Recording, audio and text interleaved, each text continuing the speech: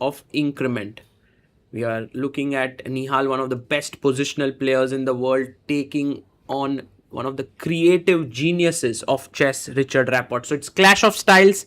Knight comes out to f3. Rapport goes knight to f6. And Nihal plays pawn to d4. So he's converted this into d4 opening.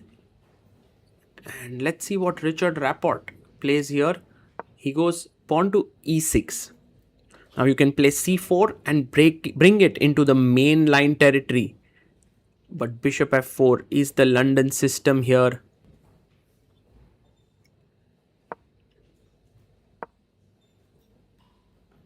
You have pawn to c5,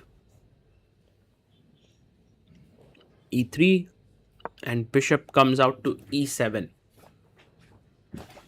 It's very interesting when the London system gets played at the top level. Ooh, but he goes knight c3. The Jobawa London is on the board. And by the way, just so that you know, b6 is a mistake here because of d5. This is a trap worth noting, and white gets a very good solid edge there.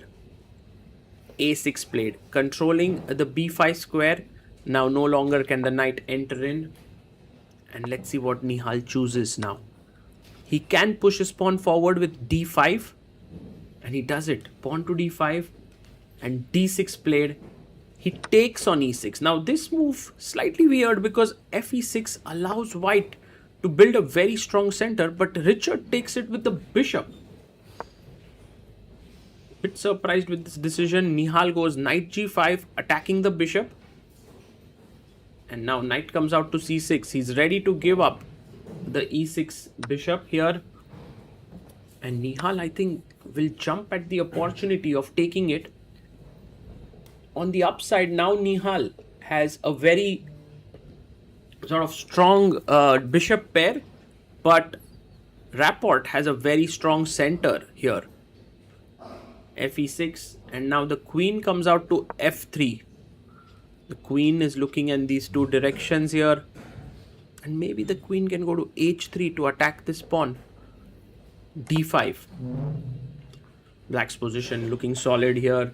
Clash of ideas, clash of very interesting styles. Long castle played by Nihal, putting his rook on the d file in the center. And maybe queen a5 makes a lot of sense to bring the queen here, b6, a5. But Rapport goes castles. And I can see a weakness on the e6 square. So attacking it with queen h3 does make sense, and he plays it. Queen to h3, looking here. The bishop could come to d3, eyeing the h7 pawn. There's also g4, g5 that can be played. Queen c8 defends here. And now pawn to g4.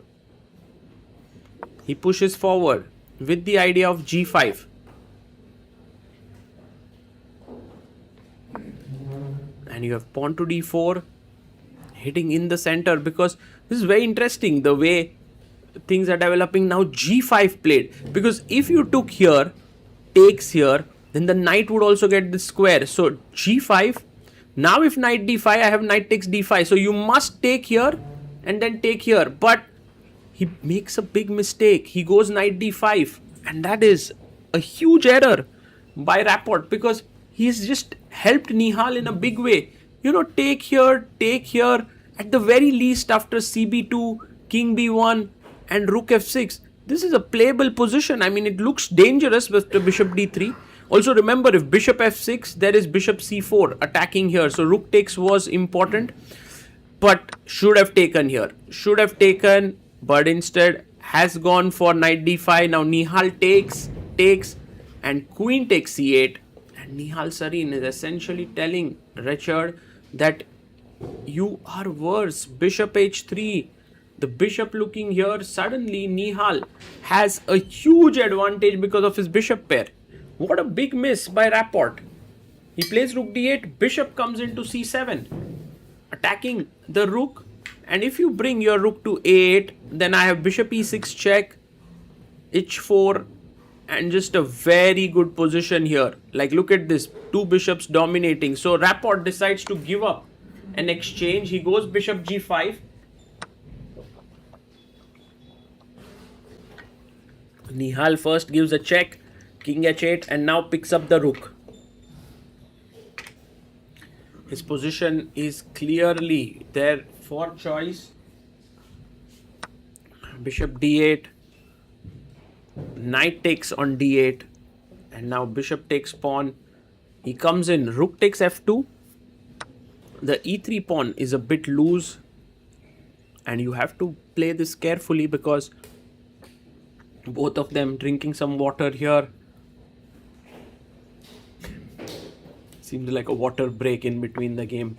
But I think Nihal is doing this very smartly. He sees that he's winning, so he doesn't need to rush in. He plays his rook to f1. And you have to trade the rooks because otherwise there's a mate that's threatened there. So first a check.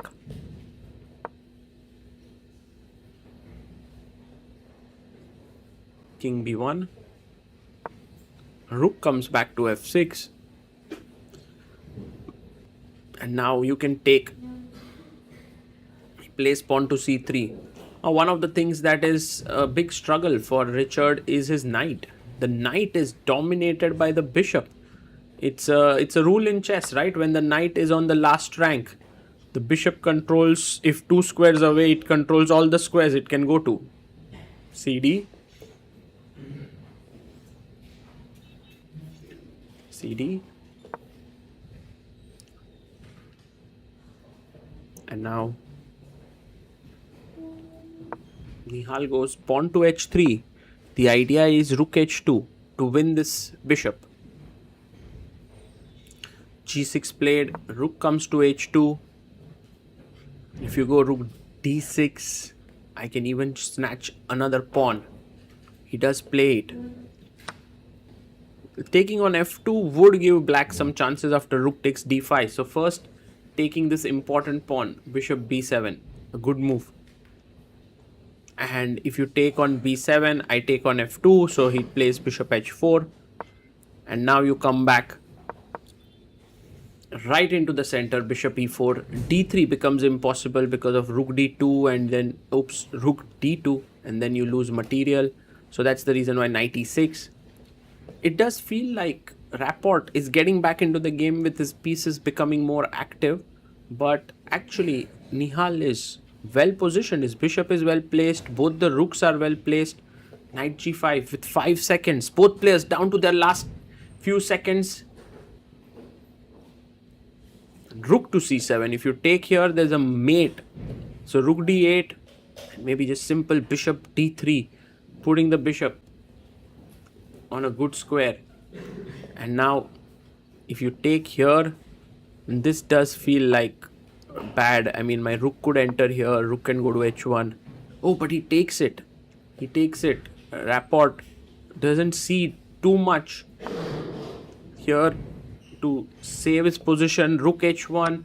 Bishop g3 attacks the rook and boom. If you take here, check and you lose the